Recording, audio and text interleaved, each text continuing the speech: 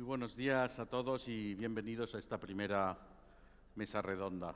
Quería empezar agradeciéndole a Salvador Esteban por aportarnos su visión sobre este momento, un momento que todos los que nos han antecedido en una sola palabra han calificado como histórico. Y dentro de este momento histórico yo creo que surge un actor con una fuerza renovada, una fuerza que no había tenido en el pasado, y ese actor es Europa. Y esa nueva fuerza debe ejercer su papel también en un marco renovado. Para hablar de ello contamos con representantes institucionales y privados, nacionales e internacionales, de la academia y de la empresa. Y sin más preámbulos, les voy a ir dando la palabra pidiéndoles un uso del tiempo porque tenemos que mantener un horario muy apretado. Irene, si te parece, empezamos contigo. A la luz de la aprobación definitiva ayer mismo de los dosieres legislativos de la DMA y de la DSA, ¿cómo ves tú la posibilidad de establecer estándares globales? ¿Cómo ves la posibilidad de su seguimiento en otras regiones más allá de Europa?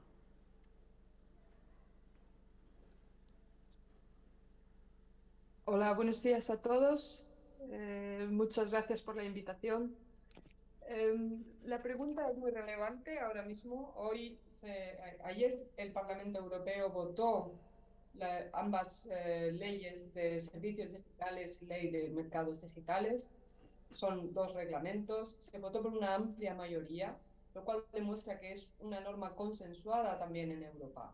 Si hay un consenso en 27 Estados miembros, eso es una razón de peso y una ventaja para proponer estas normas como estándar de oro, el patrón oro para otras regiones del mundo, como fue el caso para el reglamento de protección de datos. Es el primer caso en que una organización internacional o supranacional establece un regulador, en este caso un regulador europeo de plataformas. La Ley de Servicios Digitales establece unas normas comunes para todos los servicios intermediarios de Internet, pero en particular se enfoca sobre las grandes plataformas que todos usamos, que queremos y odiamos a partes iguales, y establece las reglas principales de transparencia, de regulación de contenidos, pero desde mi punto de vista, un elemento principal y la clave para asegurarnos de que estas normas son aceptadas globalmente es que hemos empleado un bisturí o un escalpelo para regular las plataformas, pero no regular los usuarios o regular los procesos de gestión de contenidos, pero no el contenido en sí mismo, porque estamos hablando de nuestras expresiones en Internet, nuestras opiniones, la libertad de expresión e información.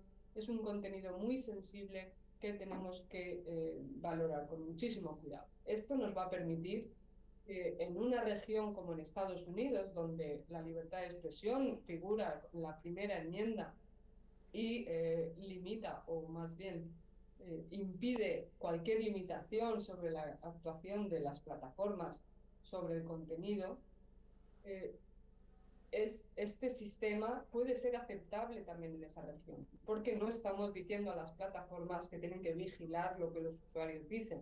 Estamos estableciendo unas reglas sobre los procedimientos a seguir cuando se haya un contenido que es ilegal. Pero estas normas también pueden ser aceptables en otras regiones donde tienen otras sensibilidades sobre qué contenido es aceptable o no es aceptable. Con lo cual, pensamos que es un patrón que puede funcionar y ese es el feedback que estamos recibiendo de estas regiones. Estamos en constante comunicación con Estados Unidos a través del Trade and Technology Council, donde están haciendo un hincapié especial en las normas de la Ley de Servicios Digitales que se refieren a la transparencia y al acceso de datos, sobre todo para investigadores. pero también estamos en contacto con otras regiones, como Australia, Canadá, Japón, Argentina, que están mirándonos con mucha atención para saber en qué medida estas normas son extrapolables a sus sistemas jurídicos. Lo mismo ocurre con la ley de mercados digitales. Los problemas que esta ley de mercados digitales intenta solucionar en el sentido de obtener más transparencia y fairness en la forma en que estos gatekeepers, perdonad por las palabras en inglés, tratan a los usuarios comerciales que usan o que necesitan estas plataformas para hacer negocios en línea. Estos problemas son los mismos en Europa, en Estados Unidos, en Australia, en África, en todas partes. Con lo cual, la solución que nosotros estamos proponiendo está siendo también sometida a un escrutinio importante. Hemos recibido grandes señales de apoyo también desde Estados Unidos.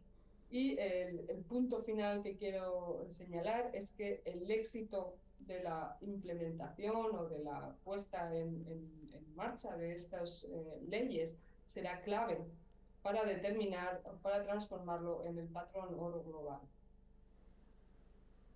Muchas gracias, Irene. Raquel, si te parece, continuamos contigo. Estábamos hablando del efecto regulatorio de Bruselas, el llamado soft power, que es un elemento importante de influencia. También en los últimos años se ha estado desarrollando una política industrial cada vez más vinculada a la tecnología y a la digitalización. ¿Cuál es tu visión sobre esta política industrial y los retos a los que se enfrenta? Muchas gracias, en primer lugar, por la invitación. Y bueno, creo que además justamente tratar este tema después de la compañera es bastante idóneo, porque ya de lo que hablaba con la regulación es de que lo que se trata es de fomentar, ¿no?, ese marco de regulación, o sea, esos procesos, pero no tratar tanto el contenido como tal. Creo que justamente con lo que se realiza con la política industrial es tratar ambas vertientes, ¿no? Por una parte, los procesos, es decir, las formas de hacer las cosas, y en segundo lugar, el contenido, ¿no? Y una de las cosas más relevantes con la política industrial europea es que, en primer lugar, va tremendamente vinculada a la regulación, también va tremendamente vinculada a la vertiente más geopolítica, de la que Ignacio Torreblanca hablará posteriormente, pero es algo que no es nuevo como tal, porque ya en 2010 hubo una primera comunicación, que no estrategia, una primera comunicación de una agenda digital europea, que en su momento sí que se enfocaba bastante a la cuestión de la regulación, pero fue después, ya en el año 2015, cuando Juncker ya empezó a incorporar, ¿no?, como esa mirada más industrial, esa mirada más de la colaboración público-privada, de las necesidades de poco a poco, es cierto, pero poco a poco ir lanzando cada vez más mecanismos de capital riesgo, mayor colaboración público-privada. Fue en 2015 cuando se hizo esa primera comunicación, ¿no?, o sea, esa primera estrategia del mercado único digital. Ya en su momento también se hablaba de la reforma del sector de las telecomunicaciones, las normas, también la simplificación de las normas de comercio digital. El caso es que cuando miramos la política industrial, para mí hay como tres grandes vertientes, ¿no? En primer lugar están las llamadas alianzas industriales, que fueron hace muy pocos años lanzadas por el comisario de Mercado Único Bretón, y poco a poco las ha ido incrementando. Pues tenemos desde lanzadores espaciales, como muchas personas aquí sabrán por sus portfolios dentro de sus empresas. También hay procesadores y tecnologías de semiconductores, también hay cuestiones de la nube, datos, edge, pero sí que es verdad que pese a que estas alianzas industriales sean completas y cada vez más su mandato vaya abriéndose a más empresas, ya no solamente a las grandes corporaciones, también a esas pymes, ¿no?, que a lo mejor sí que tienen un gran potencial, pero no han tenido como esa cápsula de llegada más al escenario europeo. Pese a todo esto, sí que es cierto que todavía, a mi parecer, algunas alianzas industriales deberían incorporar incluso más tecnologías. Por ejemplo, cuando nos metemos en la alianza industrial de cuestiones de procesadores y tecnologías de semiconductores, no incluyen los procesadores de alto rendimiento. O sea, hay como ciertas cuestiones que evidentemente sí que se están trabajando, pero ese mecanismo fomentado por la Unión Europea, primero, para intentar, en la medida en que se pueda, dar presupuesto, pero segundo, para que realmente sea un tema de preocupación para la propia institución europea, pues es algo que todavía falta como ese empuje, ¿no? Pero no solamente están las alianzas industriales, también están los IPCEIs, que sería como una especie de traducción de los PERTEs en España, ¿no? Que además la vicepresidenta ha hablado muy bien de ellos. En el caso de la Unión Europea están los IPCEIs, que son como estos proyectos importantes económicos y estratégicos de carácter industrial, y una de las cosas interesantes es que su financiación pública puede ser hasta del 50%, lo cual, dependiendo de la tecnología, pues tiene sus oportunidades, ¿no? Y también sus retos. Por ejemplo, pues con esta propuesta que se hizo hace apenas unos meses de esta ley europea de chips, es tan importante la ley como tal como el joint undertaking que se quiere hacer. O sea, ahí realmente es donde se va a poner el mandato. Y me parece que incluso desde un punto de vista de la comunicación pública de las instituciones europeas hacia el propio empresariado, creo que es importante, ¿no? Plasmar que importa la ley, sin duda, pero al mismo tiempo importa ese joint undertaking desde donde dentro será como esa especie de caja de herramientas, ¿no? Donde cada empresa podrá participar, podrá sumarse a una llamada, pues a financiación, a convocatorias, conocer a redes, a aquella empresa polaca, por ejemplo, o aquella otra empresa que esté interesada en tu mismo portfolio, ¿no? Y después, en tercer lugar, tenemos lo que justamente ahora comentaba, que es el joint undertaking. A mi parecer, la política industrial ha estructurado como estas tres vertientes, cada una tiene sus pros y no tanto sus contras, ¿no? Pero sí sus retos, porque me gusta mirar las cosas con el vaso medio lleno. Pero sí que es cierto que creo que se podría mejorar en varios sentidos. En primer lugar, desde la perspectiva de la gobernanza institucional, es decir, el primer reto, y creo que es algo normal y es algo tremendamente comprensible, cada Estado tiene su estructura institucional. Entonces, pues, por ejemplo, en el Gobierno de España se administran, por ejemplo, estos IPCEIs pues, a través del Ministerio de Economía, también a través del Ministerio de Industria, ¿no? en la Dirección General de Verticales Estratégicas. Pero sí que es cierto que, claro, al final cada Estado tiene su mandato y su competencia en un lugar en específico, por lo cual creo que la Unión Europea en ese sentido sí que debería hacer un primer mapeo para entender cómo se puede optimizar ese tipo de relaciones en alianzas industriales. Sobre todo porque hay como dos niveles, ¿no? En especial está el nivel gubernamental, de que desde los propios gobiernos se fomenten, ¿no? Estos IPCEIs o las alianzas industriales, pero al final es el papel de la empresa privada, ¿no? la que abre la puerta a que se puedan desarrollar ciertas tecnologías. Y además es que justamente hay un tema tremendamente importante, y con esto ya terminaré para dar paso, es el hecho de que no podemos hablar de la política industrial europea como tal. O sea, hay dos focos esenciales. El primer lugar es entender que la política industrial no es solamente algo de Europa, sino que también es algo con lo que nos tenemos que relacionar con otros. En primer lugar, porque en la primera lista que se hizo de dependencias estratégicas hace 2 años, lo que se vio es que Europa es dependiente de 30 materias primas críticas. Algunas de ellas no tanto para cuestiones tecnológicas, para componentes tecnológicos o para el portfolio, sino para otras cuestiones, pero muchas de ellas sí. Y entre ellas, por ejemplo, está América Latina y el Caribe, en Chile, Brasil y México. Hay componentes, hay materias primas tan sumamente, o sea, son como las commodities, ¿no? O sea, son cuestiones tan sumamente básicas de materia prima que muchas veces no nos acercamos a estos países para establecer relaciones de cooperación coherentes y bien efectivas. Y el segundo punto, y con esto ya terminaré, es la cuestión de las dependencias por tecnología. Como bien sabréis todas las personas aquí presentes, pues no es lo mismo la dependencia que podemos tener del cloud con respecto a otras regiones o el potencial, ¿no? que se puede tener desde Europa para el Internet de las cosas o para el 5G. Por tanto, la pregunta clave es, ¿la política industrial debe ser por tecnología o debemos hacer una política industrial tremendamente integral y dentro tener gente especializada en cada cuestión? Y con esto ya te paso. Gracias, Raquel. John, centrándonos en el mundo de los datos, están en marcha la Data Governance Act, el Data Act, iniciativas como Gaia X.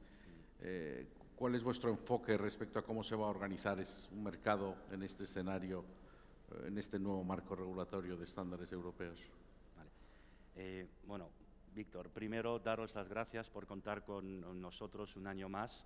Tengo que decir que pensaba que la organización del año pasado era insuperable, pero este año os habéis superado con un entorno tan joven, tan dinámico, y yo creo que mandáis un mensaje muy potente al sector. Entonces, daros las gracias. Como único representante del sector privado aquí en este grupo, me gustaría decir que vemos un contexto con 2 puntos claves. El primero, que conocemos todos, es que estamos saliendo de 2 años de pandemia, o llevamos 2 años, mejor dicho, en pandemia, y estamos con un contexto geopolítico bastante complicado. Y esto pone de relieve la importancia de la soberanía digital. Cuando hablamos de soberanía digital, hablamos de soberanía del dato, pero también soberanía tecnológica. Raquel mencionaba materias primas, pues soberanía tecnológica.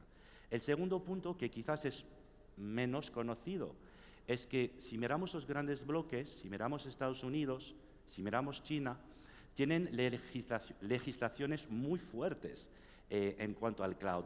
Y España y Europa estamos llegando con cierto retraso. Entonces, eso es el contexto. Lo que vemos como actor privado, somos el líder europeo del cloud, lo que vemos es un movimiento y estamos muy satisfechos. Movimiento por parte de las instituciones públicas. Habéis escuchado a Irene, habéis escuchado a Raquel y estáis viendo que hay un marco regulatorio que está creciendo. El Digital Act, el Service Act, el Market Act. Hay uno también muy importante para nosotros que es ENISA, que sería una certificación común dentro de Europa para un cloud de confianza. Entonces estamos viendo un movimiento muy acelerado, pero hay que ir con prisa porque llegamos tarde. El segundo elemento es que estamos viendo que el sector privado se está moviendo. Hay asociaciones como CIPSE que están cooperando mucho, grupos como Gaia X que están contribuyendo, generando espacios de datos, y esto también para nosotros es muy positivo. Y por fin, los ciudadanos. Al final, detrás de todo esto es un tema nuestro, de cada uno de nosotros aquí, los ciudadanos. Hay un país vecino que ha hecho una encuesta hace poco y ha salido que el 71% de los ciudadanos no quieren que sus datos estén fuera de Europa. Entonces estamos viendo un movimiento. Ante este movimiento, como actor privado, hemos decidido contribuir al debate. Lo lanzamos hace unos meses, aprovechando la presidencia francesa de la Unión Europea, lanzamos una ronda de debates a través de todas las grandes capitales europeas. En París, en Berlín, estuvimos en Tallinn, en Madrid, por supuesto. Hace un par de meses tuvimos el honor de la presencia de Carmen Artigas y la semana pasada en Roma. ¿Y qué es lo que hemos hecho la semana pasada en Roma? Cerrando esta ronda de debates entre el sector privado, público, la enseñanza. Hemos propuesto lo que llamamos el consenso de Roma. El consenso de Roma son los 4 temas que vemos nos une a todos dentro de este ecosistema. 4 pilares fundamentales para Europa. El primero, necesitamos licitación pública. No nos olvidemos que los gigantes chinos y americanos han recibido mucho negocio de los estados. No pedimos ayuda, negocio. El segundo que se ha mencionado hoy es necesitamos urgentemente un marco regulatorio y se está haciendo. Luego el tercer tema que se ha mencionado hoy también, muy importante, I+D, investigación. Necesitamos investigar, necesitamos liderar en cuanto a tecnología. Y el cuarto tema es el tema, lógicamente, de la educación, y qué mejor sitio para decirlo, y el tema de la formación. Tenemos que educar a las empresas y a los ciudadanos en entender lo que es la soberanía, qué es lo que ocurre cuando aceptan todo, qué está pasando con sus datos. Entonces, 4 pilares fundamentales. Muchas gracias, John. Nacho, desde SFR lleváis trabajando sobre estos temas mucho tiempo, sobre la estrategia europea, el External Digital Policy, y queríamos que podías compartir las conclusiones extraídas, es vuestro informe. Y hace poco también tuve la suerte de participar en la presentación que hicisteis de un papel sobre Iberoamérica y cómo puede ser uno de los campos en los que la acción europea ayude a que nuestros estándares se conviertan en un estándar global. Pues muchas gracias, Víctor, y también, por supuesto, a Digitales y a todos vosotros por organizar este evento, que os felicito también por él, ¿no?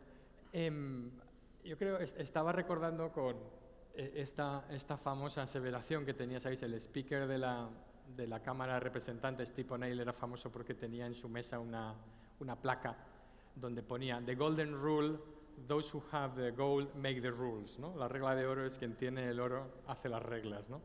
Y esta es un poco la visión, yo creo que hasta ahora, en la cual ha confiado hasta ahora la Unión Europea de forma global, el pensar que en un mercado global, en una globalización abierta que funciona bien, el peso de tu mercado interior es tan potente que te permite convertirte en esta potencia en esta superpotencia regulatoria y ser capaz de regular a todos los demás casi por defecto, ¿no? Como se hizo con el Reglamento General de Protección de Datos, ¿no? Haces una norma en la cual el 99% de la energía está empleada en ponernos de acuerdo entre nosotros mismos y prácticamente ninguna atención en cómo va a impactar eso en el resto del mundo. Luego resulta que impacta en el resto del mundo para bien, para mal o para regular, pero eso no está incorporado ex ante en el diseño de la norma. El Reglamento General de Protección de Datos ha funcionado muy bien, se ha convertido en el estándar universal, hablamos mucho del efecto Bruselas, pero yo creo que es razonable albergar algunas dudas sobre si todo lo que estamos haciendo ahora desde el punto de vista legislativo va a poder volcarse de la misma manera sobre el resto del mundo y va a ser aceptado pasivamente y sin resistencia por el resto del mundo, ¿no? Y que vamos a poder seguir creando estándares globales simplemente porque lo hemos decidido nosotros. Y yo soy algo escéptico sobre eso porque realmente en el momento en el que estamos en un momento de competición geopolítica sobre la tecnología se ha convertido en un objeto de disputa, la tecnología distribuye el poder, lo redistribuye dentro de los estados, pero también entre los estados, y como estamos viendo todos los días, pues estamos prácticamente en una competición de guerra fría por la tecnología y especialmente en un orden que es bipolar, ¿no? con un Estados Unidos muy dominante y una China en ascenso que ya domina muchas de estas tecnologías, pero que quiere competir, ¿no? No sé cómo va a entrar Europa en ese juego, si quiere ser el árbitro, si quiere ser un actor.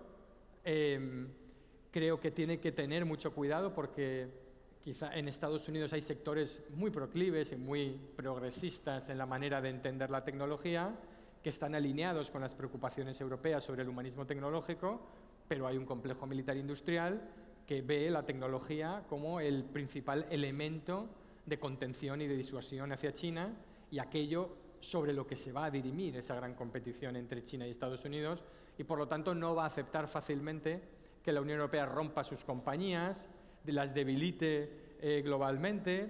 Es decir, que es razonable pensar que habrá resistencia y de hecho ya la está viendo, y vivimos en un mundo donde cada vez los informes de CIPES, tenemos aquí a uno de sus representantes, nos hablan del crecimiento exponencial de las restricciones al comercio digital en todo el mundo, ¿no?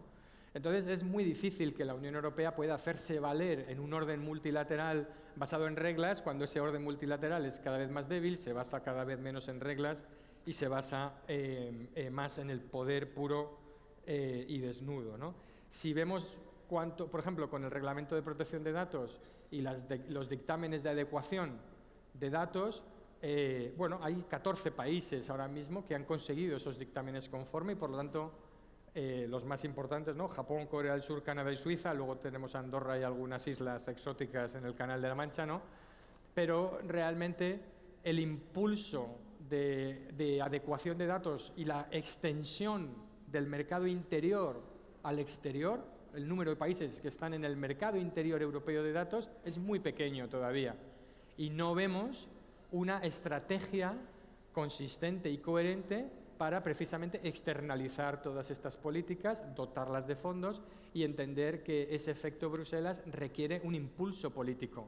Y eso es, por ejemplo, en el caso de América Latina, que es un continente que vemos que está alineado con nuestros valores y principios y le gustaría ser parte de esa esfera o esa euroesfera o esa esfera global de derechos, pero sin embargo pues solo Argentina y Uruguay están dentro del mercado interior europeo de datos porque no hemos trabajado lo suficiente en la región para conseguir esa convergencia regulatoria que es buena para ellos en tanto en cuanto les permite tener oportunidades de negocio e inversión y es buena también para los europeos, y por eso proponemos que la presidencia española de la Unión Europea se tome mucho más en serio en la agenda latinoamericana, en la agenda bilateral, los temas de convergencia regulatoria. Pero lo mismo ocurre con ciberseguridad y con muchísimas otras cuestiones. No estamos volcándonos lo suficiente sobre el exterior en esas directivas como ENISA o por ejemplo con todo el tema de la seguridad de las redes, de 5G. Tenemos nuestro toolbox, nuestra caja de herramientas, pero no estamos ayudando a otros países, ¿no? Y no estamos pendientes, yo creo que estamos excesivamente obsesionados con las plataformas estadounidenses, que está bien que nos fijemos en eso, pero, por ejemplo, no hablamos de TikTok, ni hablamos de Huawei, ni hablamos de hasta qué punto los problemas que hemos tenido en el pasado, que hemos conseguido arreglar, por ejemplo, con las plataformas y las redes sociales, de tal manera que los desórdenes informativos, electorales, de injerencia y de daño en nuestro espacio comunicativo público, que son muy evidentes en términos de polarización política y desafección provocados por la mala regulación de esas plataformas, la tenemos ahora muy presente, por ejemplo con TikTok, convertido ya casi otra vez en un medio de comunicación no regulado con el cual circula la política o la impolítica a escape libre, ¿no? Y lo mismo con la seguridad de nuestras redes y de muchos de nuestros países aliados y vecinos que están tomando decisiones de conectividad que van a poner todas sus infraestructuras en manos del Ejército de Liberación Popular o el Partido Comunista Chino, ¿no? Lo cual no parece una buena idea a priori. Por lo tanto, nuestra propuesta es que tengamos una mente menos quizá inocente, más realista, y que pensemos también en esto, en impulsar esa agenda europea con instrumentos realmente de poder, no solo comercial, porque el mundo, desgraciadamente, no es ese mundo, no funciona de acuerdo a los criterios que necesitamos, y tenemos que aprender, como ha dicho el alto representante Josep Borrell, a hablar el lenguaje del poder también cuando tiene que ver con la tecnología, ¿no? Gracias. Muchas gracias, Nacho. Josuk, cerramos contigo esta primera ronda. En ECIPE yo creo que tenéis una especial experiencia sobre los estándares y querríamos saber cómo ves tú la posibilidad de que esa regulación europea acabe convirtiéndose en un estándar internacional. Thank you. Thank you so much for the invitation, and also my deepest apologies that I'm speaking English to you, unfortunately. This is one of the biggest trade barriers in the European Union, that we actually don't always speak to each other in our mother tongues, and that we are not united by language. And if I could have my choice, Spanish would win every day of the week if you have to choose one language. It's the most beautiful language in the world with all its accents. Anyway, I think I have very little to add, to be honest. I heard even one of my reports being quoted by Mr. Torreblanca, so I'm not really sure what I can add to the conversation, but I will try to do my best. I absolutely concur with the previous speakers that Europe has been a global superpower when it comes to technical standardization and regulation. And I make a distinction between the two, because technical standardization is basically what allows this little thing to speak in Bluetooth with my device in front of you, which will stream the information to Madrid as you are speaking and sitting.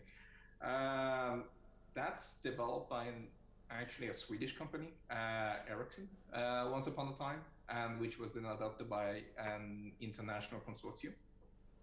Then we have regulations, which are legal norms. We shouldn't confuse these two. But at an onset, Europe is, for the time being, a superpower in both areas. I'll start with the technical standards and just to maybe perhaps go through some of the points that were also picked by previous speakers, that the Brussels effect, meaning that whatever Europe adapts as a technical standard, it becomes an international standard. I think we need to be a little bit cautious on that notion, because they are international standards. European standards are international standards for a very good reason. Back in the 80s and the 90s, a number of technical fields, include digital audio, video, radio access networks, but also machinery, were deregulated across entire Europe. We had national standards up to the 70s, and the EU basically deregulated the entire space and basically made it a market-driven process. So that basically means that companies developed the standards, which was then advocated by the governments in international forums. Now, in the 2020, we are trying to do the reverse. The government sets the standards, and which should then be advocated by our companies. This is not really happening. the companies were actually, European companies were advocating their own standard with the help of governments, not vice versa in the past. And these standards are no longer also set by international organizations. Let me take an example. Let's look at a car. Every component in a car, it's standardized if we are talking about a diesel or a petroleum car. Everything from a seatbelt, what kind of material the seatbelt is made of, how wide the seatbelt is, the transmission engine and the power drive, and of course, the engine, everything is standardized in an international organization called UNECE. They are basically an extension of Europe, and this is basically imposed on the rest of the world. But if you look at, for example, like a battery in a Tesla, or the software that drives a Kia or a Toyota, it's not regulated at all. Products are moving on to new areas and new innovations that are basically not standardized. And this is a huge detriment for Europe because these international organizations have become weaker simply because the technology has moved on. And also, this has a specific impact, for example, on new products and new services that cannot be classified. Platforms and e-commerce doesn't have an international forum. Even something's pretty standardized as our office software. Everybody, I guess, is more or less working in software that are compatible to Microsoft Office. And this is actually not standardized at all. It's actually individual company specification. And finally, regulatory standards are not, or legal norms are not technical standards. And I think the previous speaker made a great point about GDPR. And I will just like to add one small point here, that it's not so much about the fact that the people are not sharing of values, China, United States, India, Southeast Asia, and what have you. It's also the fact that when we choose a particular type of legislative model, when we say that we want to impose our standards to the rest of the world, it legitimizes attacks against European interests. Let me take an example. Across the field, US financial regulations, India manufacturing regulations are directly attacking European commercial interests because we are doing a specific kind of legislation that keep them out of Europe. It's the oldest policy objective in the world, revenge. And if you look at, for example, in China, connected cars, the Seats and BMWs and the Volkswagens and the Volvos of the world, that are all great European innovations and European products, and our biggest export interest is actually operating kind of at half speed, because in China, only Chinese are allowed to collect data because they don't trust anyone else. And this is, in their view, their application of GDPR. And the same goes for example, AI regulation, and also for platforms. They don't trust neither American or European platforms. They don't trust the European content. So in other words, Europe is now the world's largest exporter.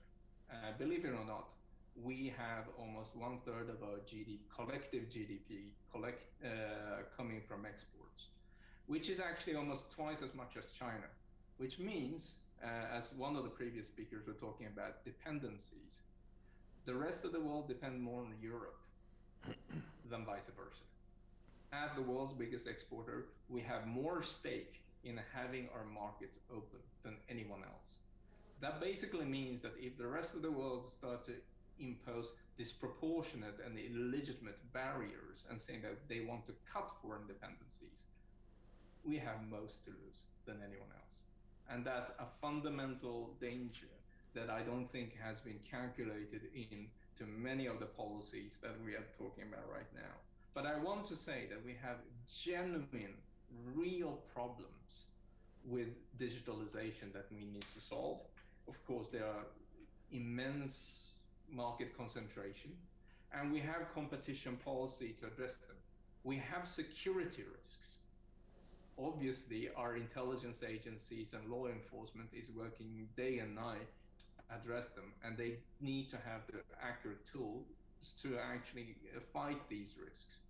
However, when it comes to risks, when it comes to values and or business models, it's an individual choice. As long as we have informed consumers, we have to take the informed decision about what kind of applications and what kind of platforms that plays with my personal values. I don't use certain apps coming from Silicon Valley because I don't think they're good for me. And that's basically a choice that the individuals in Europe need to take.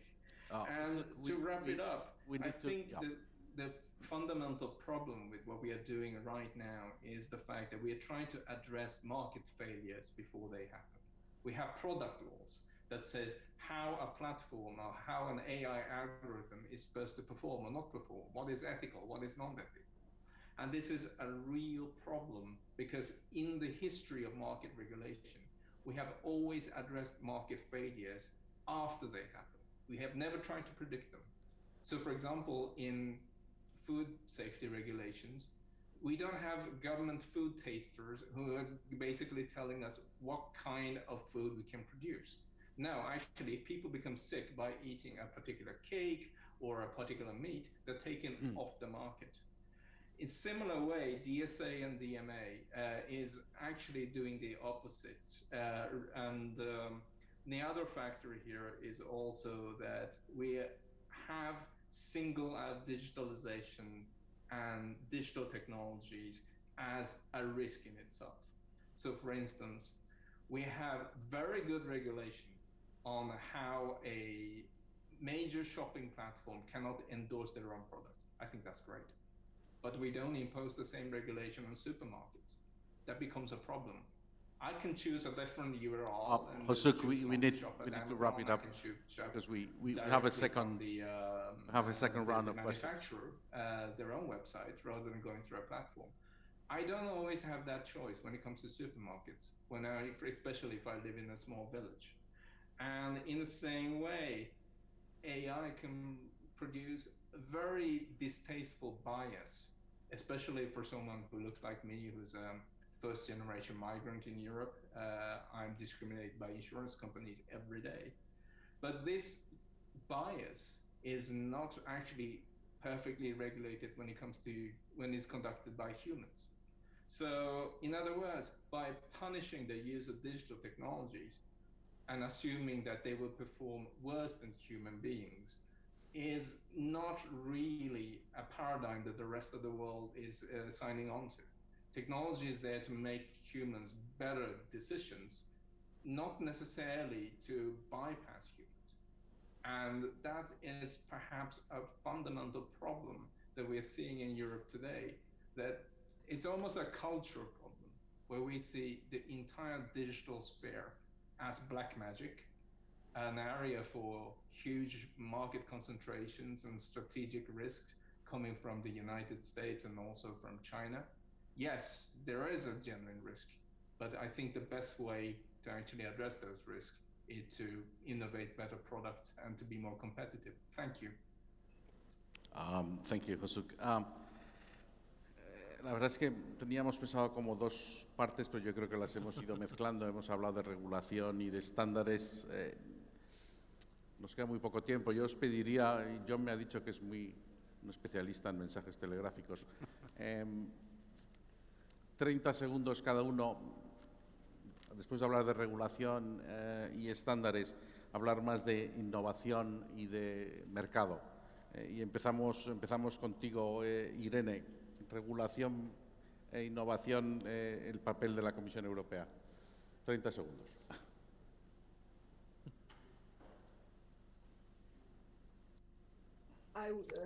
Muy rápidamente, regulación e innovación no son incompatibles, no es uno u otro, sino que tienen que ir mano a mano. Se puede regular protegiendo la innovación, sobre todo de pequeños empresarios, pequeños startups, frente al poder real oligopólico casi de las grandes plataformas. Muchas gracias. Raquel. Sí, bueno, yo diría en 30 segundos, en primer lugar, fomentar un apoyo mayor a las empresas europeas, sea en cooperación con empresas extranjeras, pero en primer lugar apoyar ese capital riesgo desde Europa para Europa y dentro de Europa. Además, fomentar esa comercialización, como se dice, ¿no? From the lab to the fab, o sea, entonces fomentar que la investigación pase realmente a ser algo comercializado. Y después, en tercer lugar, sería no tener aversión al riesgo, ¿no? Que es una mentalidad que es muy estadounidense, ¿no? Pero creo que la podemos aplicar incluso al modelo europeo con nuestros valores y nuestras formas de proceder y de ser, pero sobre todo no tener aversión al riesgo. Muchas gracias. John. Bueno, daros las gracias a todos. Me ha resultado muy interesante. Comentar que estamos en un momento, creo que una oportunidad tremenda. Tenemos que ir con más prisa.